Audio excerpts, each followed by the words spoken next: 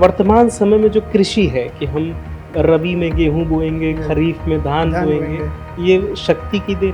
पराशर के पुत्र वेदव्यास जिन्होंने वेद का व्यास बढ़ाया। वशिष्ठ एक बार अपने मानस पिता ब्रह्मा के पास गए होते हैं। भगवान ब्रह्मा कहते हैं कि इसके लिए मैं भगवती तारा की कृपा की शरण में रहता हूँ। भगवती तारा की आराधना जब वो चीनाचार विधि से करते हैं तो कम समय में ही उनको भगवती का दर्शन भी होता है और उनको सिद्धियां भी प्राप्त होती हैं। एक दूसरी कथा है, आप ये जो वशिष्ठ ऋषि वाला जो क्लैन है ना, यह जो पूरा खानदान है, ये बड़ा अद्भुत ऋषियों का खानदान है। आप देखें कि ब्रह्मा के पुत्र हुए वशिष्ठ, वशिष्ठ के पुत्र हुए शक्ति, शक्ति के पुत्र हुए पराशर, पराशर के पुत्र हुए वेदव्यास और वेदव्यास के पुत्र हुए शुकदेव। इस पूरी परंपरा में हर एक ऋषि वो अपने आप में किसी न किसी चीज का प्रवर्तक है। ब्रह्मा, उनके पुत्र वशिष्ठ, वशिष्ठ को आप जानते हैं, वशिष्ठ विश्वामित्र प्रकरण देख लीजिए, या वशिष्ठ का भगवान राम का कुल गुरु होना देख लीजिए। वशिष्ठ के जो पुत्र हुए शक्ति, वर्तमान समय में जो कृषि है कि हम रबी में गेहूं बोएंगे, खरीफ में धान बोएंगे, ये शक्ति की देन। उनके पुत्र हुए पराशर, ज्योतिष शास्त्र के प्रणेता थे।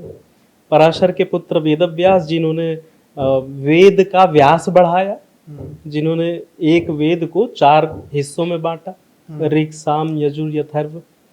और व्यास के पुत्र शुकदेव जिन्होंने भागवत का प्रसार किया। इसी क्रम में वशिष्ठ एक बार अपने मानस पिता ब्रह्मा के पास गए होते हैं। तो देखते हैं कि ब्रह्मा जो है अनेक कोटि ब्रह्मांडों की रचना कर रहे हैं। तो जरा सा कमंडलू में से कुछ कुछ इधर उधर किया और ब्रह्मांड की सृष्टि हो गई। तो ब्रह्मा से कहते हैं कि ये अद्भुत क्षमता, ये अद्भुत शक्ति की इच्छा से संसार की रचना कर ले रहे हैं। इच्छा ते कोटिन संसारा रचत न लागत पलकी बारा। ये कैसे हो गया? ये किस क्षमता से आप कर पाते हैं, किस शक्ति से कर पाते हैं आप? तो भगवान ब्रह्मा कहते हैं कि इसके लिए मैं भगवती तारा की कृपा की शरण में रहता हूँ। भगवती तारा की कृपा से ये संसार की मैं रचना कर लेता हूँ। अब वशिष्ठ को न दिन को चैन न रात को सुकून, मुझे भी ये पावर चाहिए, मुझे भी ये शक्ति चाहिए। तो वो वेद क्रम से, वेद सम्मत विधियों से भगवती तारा की आराधना करने लगते हैं।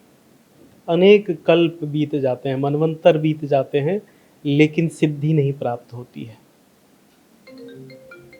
आकाशवाणी होती है कि वशिष्ठ, तुम्हारा लक्ष्य तो स्पष्ट है, लेकिन तुमने मार्ग गलत चुना है।